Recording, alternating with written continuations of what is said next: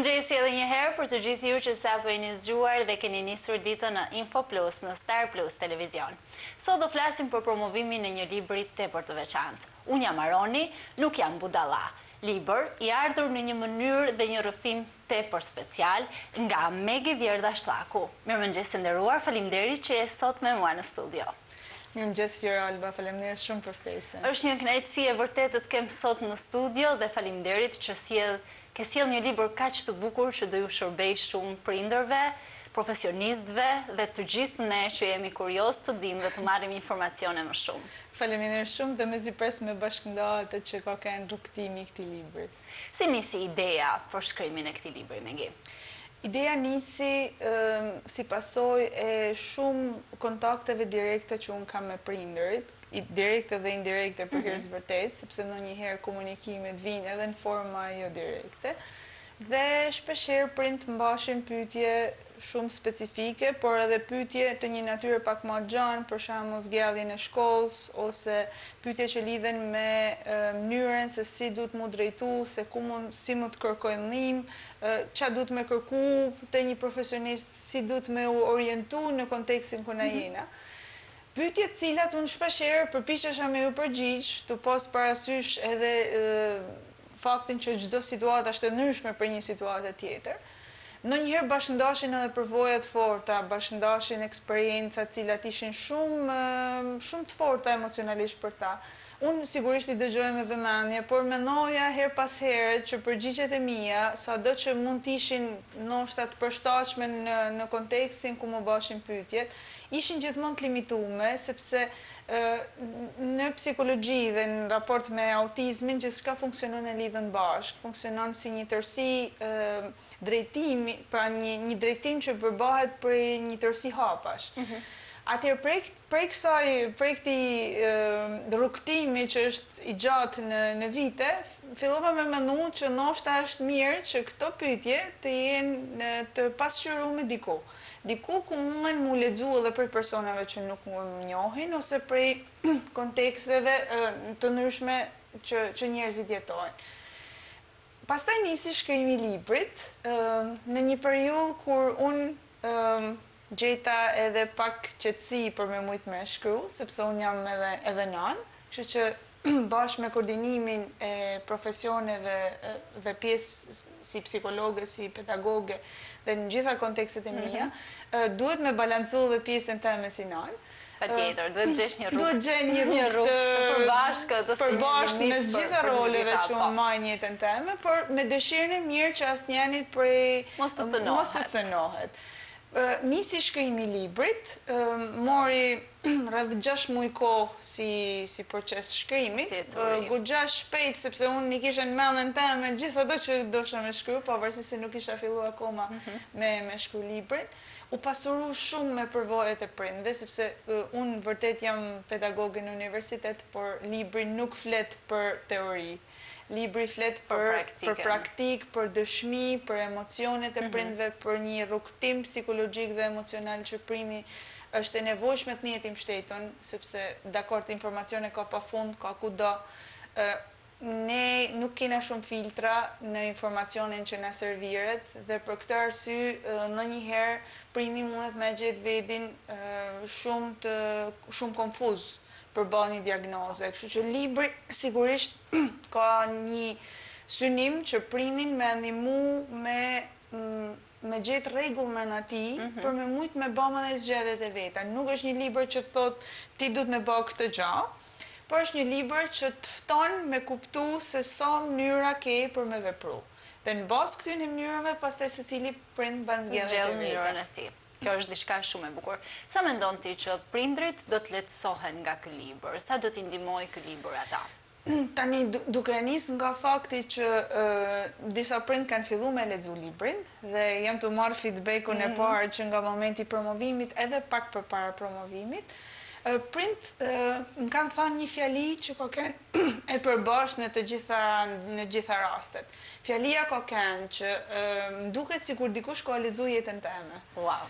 Kjo më ka prek shumë emocionalisht dhe më ka bërë me besu vërtet që ky libër tani mundet me kanë një mënyrë se si jeta se cilit mundet me rjallë në raport me autizmin, sigurisht eksperiencat janë gjitha të ndryshme, por njësia që më ka thënë mu komenti i prindve ka kanë që du që dikush t'i kuptoj, do me thënë du që dikush edhe që dikush që nuk i njeh, ata të gjenë vedin mes rreshtave dhe të kuptojnë se gjithmonë ka një mënyrë për me funksionu me gjitha emocionet që na përjetojmë në momentet e ndryshme të jetës tonë. Kështu që jo mi i anashkalu emocionet, po mi dhanë hapësinë atyne, mi dhanë mundësi edhe familjeve me përjetu emocionalisht gjithçka që jetojnë në momentin që marrin një diagnozë, të shoqënu këtë proces dhe të lehtësu gjithmonë rrugën përmes jo vetëm informacioneve, por edhe përmes përvojave të prindve tjerë, sepse në kapitullin e fundit unë jam nalë dhe ka fillu dëshmia një prindit. Sa bukur. Edhe pse ka dëshmi tjera gjatë librit, por ajo ka një dëshmi nga fillimi në marrim, domethënë deri në momentin ku na jena, të shpjegu është Arta Simoni, është nana e një vajze inspektor, dhe ajo ka zgjallë në një kontekst si Shqipëria ku shpesh shumë për njën të myllën, dhe ndoshta ndonjëherë edhe prej gjykimeve që vinë prej komunitetit, shikimeve të papërshtatshme, ndonjëherë edhe prej mënyrës se si njerëzit mund të bëjnë një batut, një koment, një ndërhyrje shumë të papërshtatshme në një moment edhe publik. Ajo ka zgjallë me përdor zonin e saj për mi dhanë forcë edhe guxim shumë prindve tjerë. Është shumë bukur edhe të lexosh në fund edhe që ka prind të tjerë që ndoshta është pak emocionues se kjo pjesë është shumë e bukur. Duhet ta di se si e zgjolle titullin e këtij libri. Është shumë i veçantë. Titullin nuk e zgjolla unë në fakt, pavarësisht se libri është i emi, unë zgjolla vetëm pjesën udhërrëfyes për prind përmes me autizmin. Po titullin, unë jam Aroni, nuk jam budalla. Titullin e zgjodhi Aroni, personazhi i librit që ka shkruar edhe një letër në fund për nënën e tij që gjatë promovimit unë e kam prezantuar edhe me publikun që ka njeh promovimin. Aroni është një djalë gjenial, është një djalë 13 vjeçar, që unë e njoh që kur ishte 2 vjeç. Është një mendje që thellohet shumë në gjithçka. Ka mësu në mënyrë autodidakte 5 gjuhë të huaja, ka një formim në gjitha fushat e jetës shumë të thellum dhe shumë të përparuar për moshën e tij. E megjithatë Aroni, me gjithë këtë mendje neurodiverse që është me shumë potencial, është gjenë edhe ai në situata ku ka menduar në kontekste të ndryshme që është unë jam budalla. Unë jam budalla, jo e thonën për ti, sa e thonën përmes episodeve që ati janë dasht me thanë. Dhe një për i herëve e më thotë, unë nuk jam budalla, unë di me bë këtë, unë di me bë këtë, po me reshtot e gjanë që di me bë, thotë, unë nuk jam budalla me sytë me latë. Dhe unë u preka shumë në të vërtetë, sepse një fëmijë i tillë, po jo vetëm për këtë shkollë inteligjencet, po asnjë fëmijë inspektor nuk duhet me konsideru si një person të paaft për mi bë gjëra, si një person që ka mangësi.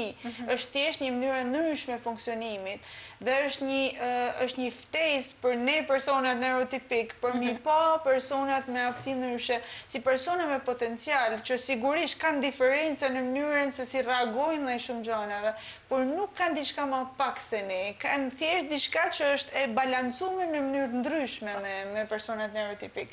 Kështu që nga ky episod, pastaj unë mendova, çfarë mundet me kanë diçka që vërtet është thelbi i këtij libri, sepse qëllimi i librit nuk është vetëm është sigurisht me shoqënu, por është edhe me vu filter mes asaj që prindve i ofrohet.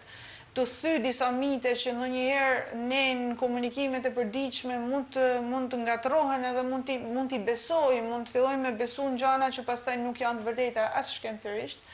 Kështu që prej këtij titullit ishte ftesa, domethënë dhe ky titull, kjo ka qenë pyetja që më bë gjithmonë, domethënë pse ky titull, edhe në promovim e kam sqaruar.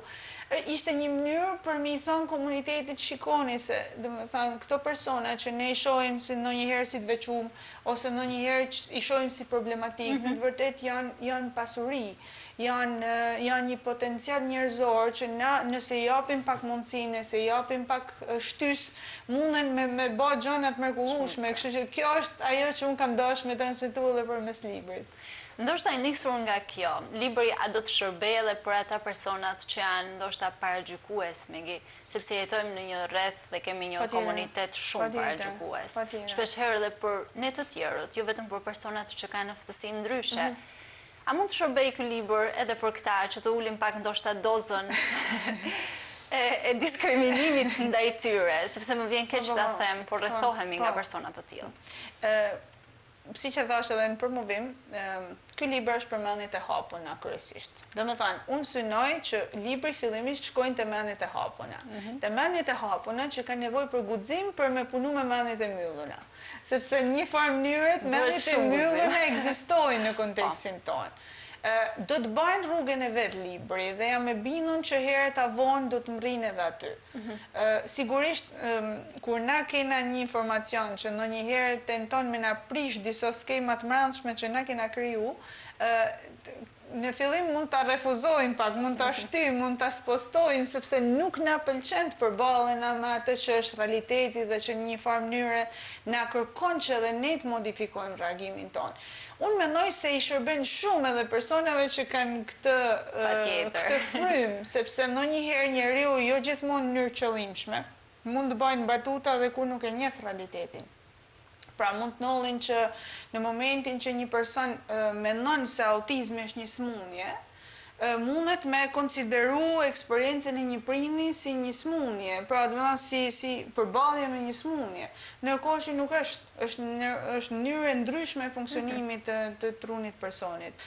Pra, një person që nuk e din këtë, sigurisht ndoshta mundet me kenë maj myllur nëse mundet me bërë reagimet pa përshtatshme. Ndoshta dikush që e din dhe që fillon e njeh më thellësi botën e personave në spektër, mundet me fillu me ndryshu edhe ai qasjen edhe mënyrën e komunikimit sepse libri i referohet edhe mësuesave, i referohet edhe profesionistëve, i referohet edhe komunitetit. Është një libër që mund ta lexojnë edhe dikush që nuk ka lidhje direkte me autizmin, sepse është copza historiet që ndërthuren me përvojën klinike, me studimet, por është diçka që në thelb është eksperjenca e njerëzve, kështu që. Pra ky libër thret çdo që ta lexoj dhe do të jetë një eksperiencë shumë e bukur, por çdo që ta lexoj do mësoj më shumë dhe do zgjeroj horizontin e vet. Dua të di për ty, cila është pjesa më e veçantë që ke shkruar? Tani, pjesa më e veçantë që kam pjesa më e veçantë fakt është ajo që ka shkruar Arta. Domethënë, po ta marrën librin edhe them cila është pjesa, unë them pjesa që ka shkruar Arta, sepse është pjesë që unë kam shumë për zemër. Pjesa që unë kam shiju më shumë të e shkru, ka kanë dhe që paralelisht me pjesën pozitive emocionale, kam përjetu dhe shumë emocionet forta, të kujtu dhe ngjarjet e prindve, ka kanë pjesa e shoqërimit emocional të familjes.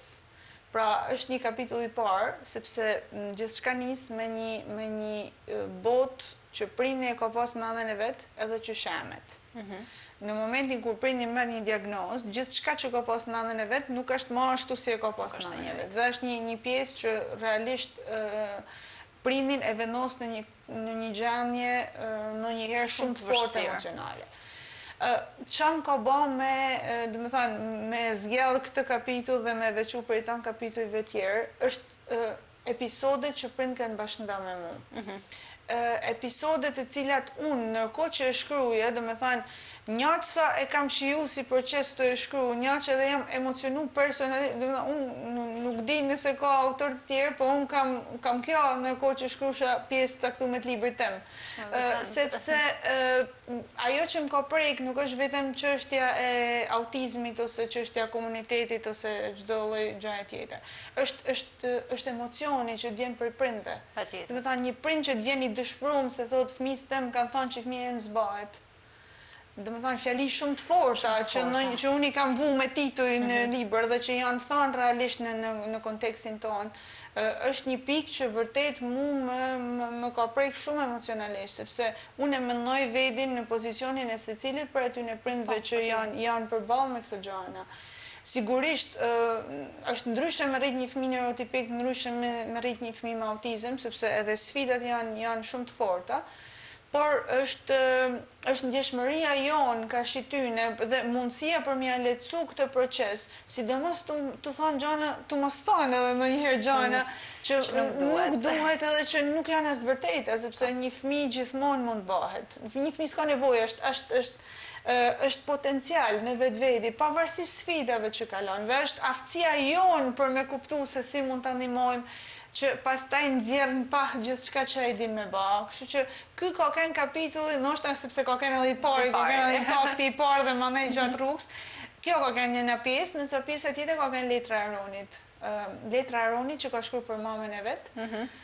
Një letër që unë sa herë e lexoj dhe përlutem sepse është shumë emocionuese. Mund ta shpjegojmë pak a shumë se çfarë ka shkruar Aroni? Po, e kena këtu në fund. Mund të lexoj, sepse është shumë e bukur.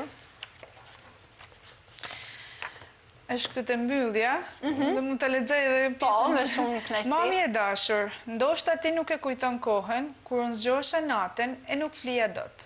Ti ke qenë për herë e lodhur, por më ke folur me butësi. Më ke majtur në krah dhe unë kam fjetur pastaj. Më ke shikuar dhe më ke kuptuar, edhe kur gjithë të tjerët donin të nërshonin. Kur ti qaje fshehurëzi, unë të fshihja nga vrima qelsi. Kur ti shqetësoheshe për mua, unë e kam kuptuar. Ti nuk e dija atëherë, por çdo fjalë jotja u tregoi miqve, klasës e gjithëve se si duhet me njihnin e flisnin. Sot jam 12 vjeç dhe e di çfarë them kur më pyesin kush më ka mësuar më shumë? Nuk ka qenë mësuesi, nuk ka qenë terapisti. Ka qenë ajo, mami im, që më dha dashuri, që më kuptoi e që u tregoi të gjithëve si funksionon mendja ime. Faleminderit që nuk the kur është budalla. Faleminderit që the është Aroni. Sa bukur. Që nga vërtet shumë e bukur dhe këtu është në kopertinë, nuk e di nëse do të. Është me shkrimin e tij. Sa e bukur. Sepse që ishte ashtu si e ka shkruar. Shumë e bukur dhe shumë emocionuese. Por tek letra e Artës, jam kurioze të di, çfarë shkruan ajo pak a shumë? Tani Arta është një person që nuk e ka shumë bezdi aspektin publik dhe unë kam qenë shumë lumtur. Po marrim letra e Artës, ndoshta kur ajo ka pranu, sepse unë i kam telefonu dhe kur ajo ka pranu për me shkruar pjesën e fundit, unë kam qenë e çuditën dhe e lumtur njëkohësisht, sepse unë e bana ftesën, por nuk e mendoja që Arta do të kishte shkruar pothuajse një kapitull të një libri. Gjatë që edhe realisht më preku shumë dhe e dija se çfarë impakti do të kishte dhe e kuptova se çfarë impakti pati edhe në komunitet, e kuptova gjatë promovimit dhe u çuditëm gjithë sepse jo se nuk e priqim se Arta ka vërtet aftësinë për me godit me çdo fjalë që thotë dhe për me shpreh disa aspekte shumë personale dhe shumë të bukura të një prindit, e ka art fjalën. Te kapitulli i fundit ajo ka shkruar përvojën e vet, që në momentin e diagnozë, si është çfarë fjalë që janë thënë, si e ka përjetuar secilin prej momenteve, si ka kuptuar zhvillimin, domethënë si ka kanë eksperjenca e saj në raport me spektrin. Dhe pastaj ka marrë etapat me radhë, pjesën e terapive, pjesën e shkollës, pjesën e dëshirave dhe nevojave që ka një prind që përballet me spektrin në një shoqëni si e jona. Tu ndërthur emotivitetin e saj, eksperiencën e saj emocionale, me aftësinë për me bë thirrje mes rreshtash. Pra Arta nuk është një person që thotë shikoni, veproni kështu. Por përmes eksperiencës saj, unë mendoj se çdo profesionist, çdo prind, çdo person që e lexon në komunitet, sidomos edhe kapitullin e saj, ka me kuptu edhe veten, ka me kuptu edhe se sa e nevojshme është ndonjëherë me u rezervu në gjanat që thona. Kështu që unë uroj me zemër që çdo fjalë e Artës, sidomos, më shumë se sa jemja, të mrritet çdo profesionist që ndonjëherë ka thënë diçka pa e menduar se çfarë impaktit mundet me pas fjalë te prindi dhe te jeta e tij. Tek jeta e tij. Mendon se vetëm në shoqërinë tonë ndodhin këto gjëra, të kemi profesionistë që flasin fjalë që do të na rëndojnë ndoshta për tërë jetën, sepse nëse i thua një prindi që fëmia yt nuk bëhet, do t'i mbesi në mend për tërë jetën. Tani, komunikimi është, komunikimi është diçka që në çdo vend mund të jetë në një formë ose në një formë tjetër. Sigurisht nuk jena vendi vetëm që ndoshta vjen ky lloj komunikimit, por jena vendi që kena nevojë më shumë me kuptu se si mundena me komuniku. Unë edhe kur bëj me studentët e mi këtë bisedë edhe në lanë të tjera, vetëm në ato që lidhen me pedagogjinë speciale, i theksoj shumë rolin e empatisë, rolin e mundësisë për me vendos veten në pozicionin e personit tjetër dhe me kuptu se çfarë efektit ka se cila fjalë që ne thonet e personit tjetër. Në aspektin shoqëror në Shqipëni, pjesa e empatisë është goxha komplekse, sepse ne nuk kena shumë modele empatijet. Ne ndoshta mendojmë ndonjëherë që duhet jemi direkt, duhet thonë diçka në një mënyrë caktuar, por të qenuni direkt dhe qenuni me empati nuk përjashton njëna tjetrën. Ne mund t'i thonë prindit vërtetën, po mund t'i thonë me kujdes në emocioneve të tij. Kështu që edhe dëshira jeme përmes këtij librit dhe në secilin prej rreshteve të këtij librit janë thënë vërtetat, vërteta shkencore, vërteta që prindin e ndihmojnë me pranu emocionet e veta dhe emocionet dhe situatën në cilën gjenden, pa e kriju iluzione. Por ka ana tjetër edhe tu kujdes që çdo fjalë të mrinte prindi si një mundësi shoqërimit, jo si një goditje që unë si profesioniste ose kushdo tjetër mundet mi dhanë prindit. Sepse kjo pastaj krijon tek ai një sens mbrojtje dhe ne thona shpesh pse prind nuk e pranojnë autizmin, sepse kjo është pyetja më e madhe që zakonisht na bëhet. Dhe unë mendoj se prind nuk e pranojnë sepse nuk kena një komunitet që e pranon. Unë mendoj se është anasjellë të procesit. Pra pse të njëjtit prind shqiptar në një kontekst si Amerika ose në shtetet ndryshme të Europës e pranojnë më thjesht autizmin. Sepse atje ka një shoqëni që janë më të hapur ndaj mendjeve të ndryshme. Dhe kur ne jena një shoqëni që myllena, që ndonjëherë nuk i japim vend të ndryshmes, prind pastaj e kanë shumë më të vështirë sepse njëkohësisht me diagnozën dhe me sfidat e saj, i duhet përballen me shumë aspekte tjera në komunitet. I duhet përballen me shumë sfida që vijnë nga jashtë, i duhet përballen me klasa që promovojnë gjithëpërfshirjen, po që e lanë nxënësin në një cep të fundit klasës, me mësuesin njëms pa vurë asnjë reagim që ban nxënësi. Pa gjetë asnjë formë për me e bë pjesë në klasë. Ndonjëherë të unillet bezdisën që nxënësi mundet me lëshu disa zane ose disa tinguj të caktuar dhe mësuesja mundet mundi shumë e bezdisën për kësaj gjaje. Kjo nuk është gjithëpërfshirje. Kështu që në një kontekst që janë bë hapa përpara, por ka akoma shumë hapa për mu bë, prind janë të bllokuar sepse në kohë duhet mu përballë me pranu jo autizmin, por me pranu këtë realitet që ekziston jashtë fëmisë në spektër. Dhe kjo për mua është pjesa më e vështirë se sa vetë pranimi i diagnozës. Ti merresh me brezënëri sepse je pedagoge në universitet, a ka ndryshuar mundësia tek të rinjt Megi? Tani, tek të rritë po. Dhe me thënë, kjo është diçka që më gëzon, realisht. Edhe të unë ma shumë jap mësim në departamentin e mësuesisë, si pjesë dhe këto dekt që ne kryesisht bëjmë mësim janë të lidhur edhe me pedagogjinë speciale, pra na kena një master të pedagogjisë speciale. Unë vërej që gjithmonë e ma shumë po krijohet një frymë hapjeje. Gjatë që edhe më ngëzon, edhe më motivon për secilin nga hapa që janë bërë deri tani, edhe mësues që kanë eksperiencë janë të fillu sepse eksperjenca është thik me depresa. Ka një anë është diçka e mirë sepse njeriu ka nevojë edhe për me kuptu gjatë viteve se si mundet me vepru. Ndonjëherë mundet mu bë edhe motiv mbylljet sepse ekziston shprehje gjithmonë kena bë kështu dhe kjo është diçka që në kontekstin tonë njoh shumë shpesh. Shumë shpesh. Prandaj është gjithmonë thik me depresa, por ajo që unë kam vure është që për te kësa gjajet, unë kam pa shumë hapa përpara, do të thonë kam pa shumë hapje, kam pa shumë ndjeshmëri, kam pa shumë empati te shumë studenta që një pjesë e tyre janë edhe mësues anonims. Kështu që kjo gjë më gëzon sepse tham që ne si komunitet po filloj me ecim përpara. Në këtë sens dhe për mu aspekti emocional, mënyra qasja që kena ndaj personave, është shumë më rëndësishme se çdo lloj njohurie. Për shembull, sigurisht njohuritë janë shumë të rëndësishme sepse kuptohet në një kontekst si universiteti.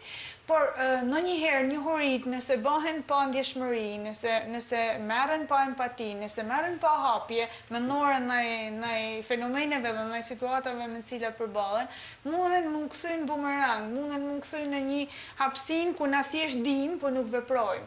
Kështu që e rëndësishme është që ne dim, që të na tnim se çka kena përballë dhe çfarë realitetit kena dhe pastaj edhe të veprojmë, sepse në fundit tani na thirrën komunitet për me bë atë që është më mirë që ne mundena me bë. A mendon se është bërë një hap shumë pozitiv tek pjesa e mësuesve ndihmës? Shumë. Domethënë kjo është një ndër hapat më të rëndësishëm. Vështirësia ka kanë e tyne, tani po i referoj me eksperiencën tyne më shumë se sa perceptimit tem. Vështirësia tyne ka kanë që fillimisht me kanë se ne kemi hap degën e masterit në pedagogji speciale. Degët e masterit janë hap pak më vonë se sa koha kur realisht kanë fillu të punojnë mësusat njëm si mësusa në për shkolla. Dhe kjo ka kanë një vështirësi e tyne fillestare, sepse shumë prej tyne janë gjanë kushtet që me punu me një nxënës spektër, pa ditë kur gjo për spektrin, as për specifikisht për pedagogjinë speciale. Tani që koordinojnë bashkë pjesa formimit me pjesën e kontekstit real që njerëzit përballojnë dhe mësuesat përballojnë, tani vërejmë që vërtet edhe ato kanë filluar me apliku gjithçka që përthithin edhe në auditor. Kështu që tani jena në pikën kur vërtet ajo që bëhet po fillon të korrespondon me ato që transmetohet, domethënë në një linjë shumë gjatë. Kjo është diçka shumë e mirë. Në fund, për ta mbyllur, dua nga ti një thirrje për të gjithë ata persona që ne i përmendëm që janë pak paragjykues ndaj autizmit dhe ndaj secilit person special. Edhe kjo është e shkruar si një slogan i librit, sepse unë në fund kam vendosur një mesazh që është e njëjta, në një botë që të kërkon ta rregullosh fëmin tënd, unë të ftoj me njoft. Unë mendoj se pjesa më e rëndësishme edhe për komunitetin paragjykues, po thona, sepse nuk mund ta paragjykimi pastaj vjen gjithmonë nga mosnjohja, sepse është para një gjykimi, domethënë është para se ne të njohim realisht realitetin, është të informohen, është të kuptojnë, është të lexojnë, është të dinë, të mësojnë me njoft persona që kanë përballë, sepse kur i jep mundësi tjetrit për me njoft, i jep mundësi edhe vetes për me të kalu ndoshta një sfidë që ti ke përpara. Unë kam njoft edhe mësues njëms që kanë pas në fillim një lloj po thona një lloj barrieret përballë personave me aftësi ndryshe, që mund duket paradoksale sepse supozohet se mësuesi njëms duhet të ndihmojë dhe ta bëjë shumë afër. Por ama kanë pas, në një fillim kanë pas këto lloj barrieret dhe të ndihmu me njoft, të ndihmu me kuptu, kanë filluar ata me ul barrieret e tyre. Kështu që unë mendoj se mënyra më e mirë për me eliminu paragjykimin është me njoft. I dhanë vetit mundësinë me njoft. Të falenderoj shumë, Megi. Duke ju ftuar të gjithëve të lexoni librin e Megit, Unë jam Aroni, nuk jam budalla. Është një libër për të gjithë ne që do të na shërbejë dhe do të na ndihmojë gjithmonë në jetën tonë. Faleminderit Megi që ishe me ne. Faleminderit shumë Fjallë. Faleminderit dhe të gjithëve ju që na keni ndjekur deri në këto momente. Takimi radhës së bashku në Info Plus të hënën.